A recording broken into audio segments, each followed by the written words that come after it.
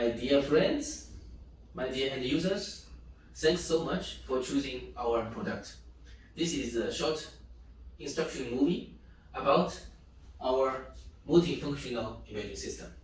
Firstly, we should check the accessories and the packages. So this is the frame of the main system, and you can also find a UV transillumination plate,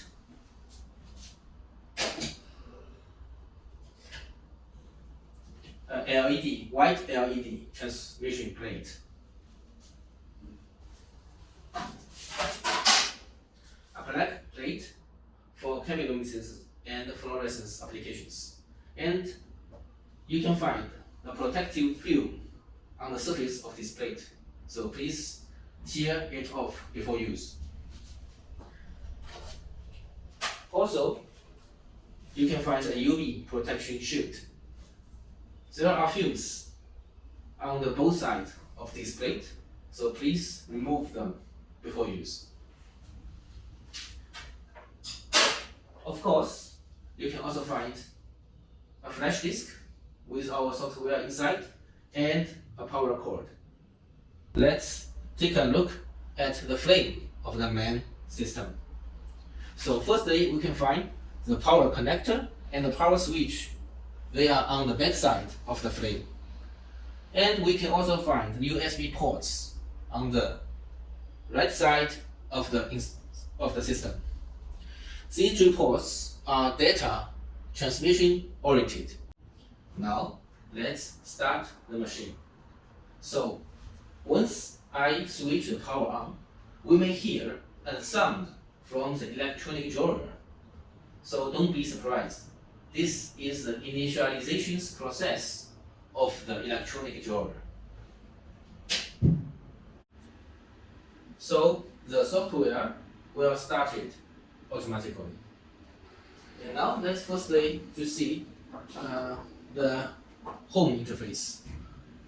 We can find the chemiluminescence, DNA, RNA for gel documentation, and the protein gels. This for coma C, brilliant blue and zero staining, and fluorescence applications.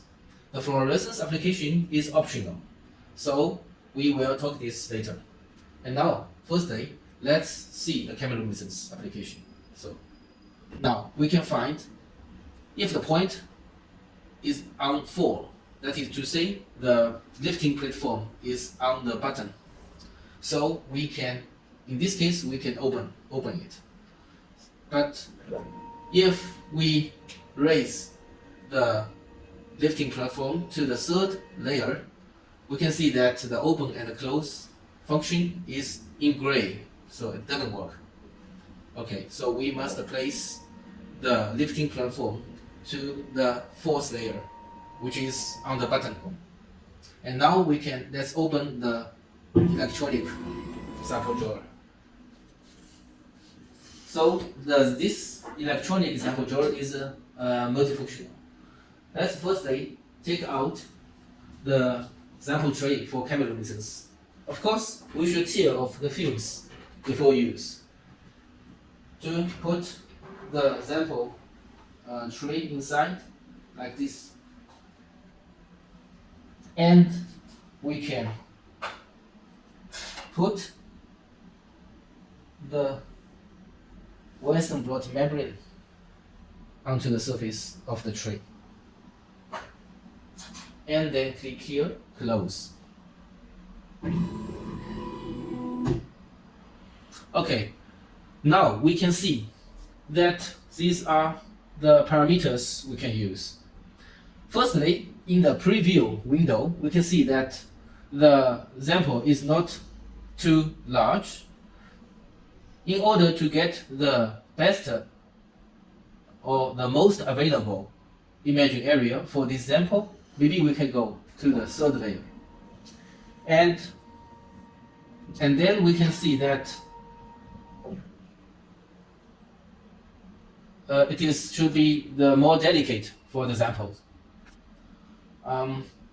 If we go to the second layer, so we can see the sample much more better. Thereafter, we can adjust. Firstly is the binning mode. 1x1, 2x2, 3x3, and 4x4. For the Western blot application, we recommended the binning mode as 2x2, 3x3, or 4x4.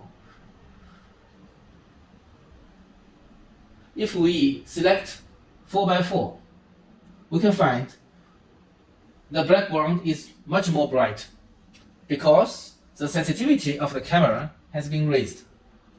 However, the resolution of the whole image must be decreased. Such binning mode we can choose is based on the sensitivity of the sample. If the signals of the sample is very weak, we shall use 4x4. However, on the other hand, if the signal of the band is very sensitive, if the signal of the bands are very strong, we can use 2x2. And this is the principle for us to choose the binning mode. And then we can find we have auto exposure, manual exposure, and multifunctional exposure. So, firstly, for some examples we are not familiar with, we can use auto exposure here. Then we just click this button to activate the auto exposure. In this case, our system will calculate the most available exposure time for the sample.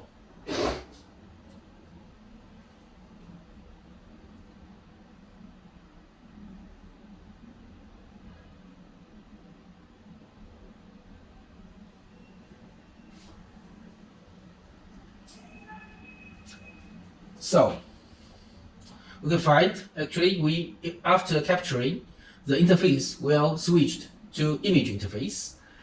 In this interface, we can see firstly here on the right button, on this side, we can find the dynamic range of this image. It is about 11,000 grayscales. By adjusting the grayscale display range, if we decrease the maximal grayscales, we can see that the bands will become more dark. And at the same time, the marker has also been captured. Let's click on this marker, this button. Of course, we can also adjust the brightness of the marker as well in the same way. Thereafter, we can merge the Western blot image with the marker. So this is the image that's emerged, overlaid image of Western blot and the marker. And if we adjusted this button, this display range again, we find out that the brightness of the marker will not be changed. It's already been locked. Okay, this is the way of auto exposure function. Now let's click on this icon to get back to the capture interface. Now we can use the manual exposure function. For example, we can increase the exposure time to get wider dynamic range, to get more signals in this way. Or we have another option is to raise the sensitivity of our camera by using, for example, the binning mode 4x4. Here, because we can see that the brightness of the background of the marker is too high, too bright, so we can lower this value on the button of this window.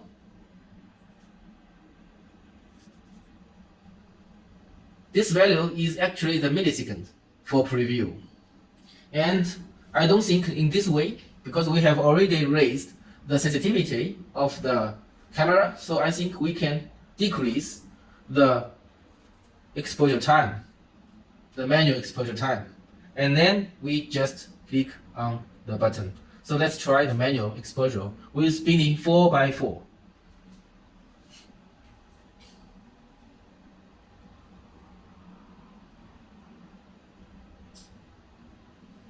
now we can find that we get more signals. Actually, we manually lowered the exposure time, but the signal of the image has been raised. And we find out this is already the overlaid images of marker and the Western blot image, because we activate both functions, both buttons in our last capture. So we don't have to always merge the images at each capture. So we don't have to. If we keep this on, so the next exposure, the next capture will provide us the merged images already, so as well. So we don't have to do this every time. And at last, let's go back to see the multi-flame capture mode. We provided gray accumulation and gray sequence, these two modes. So let's firstly check the image quantity, the gray accumulation. So image quantity, for example, 5.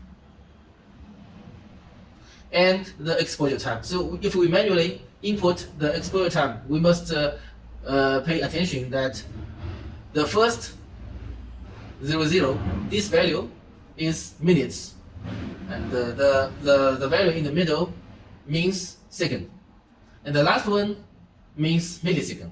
So in this case, if I input 3 seconds to this, and if I set the image quantity is 5, so that is to say, totally 5 images will be captured. The exposure time of the first one is 3 seconds, and for the second capture, the exposure time will be 6 seconds. By next, and the last exposure time for the last image, which is the fifth image, will be 14 seconds. So let's try.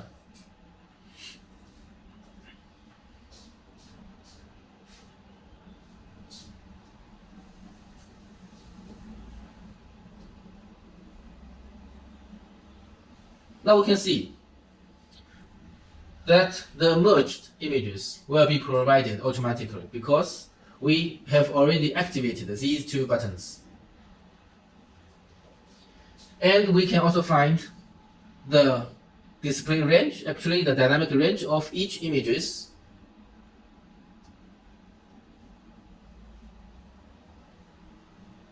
At last, let's go to the gray sequence. It is very easy to understand that we can define the manual exposure time for each image freely. Here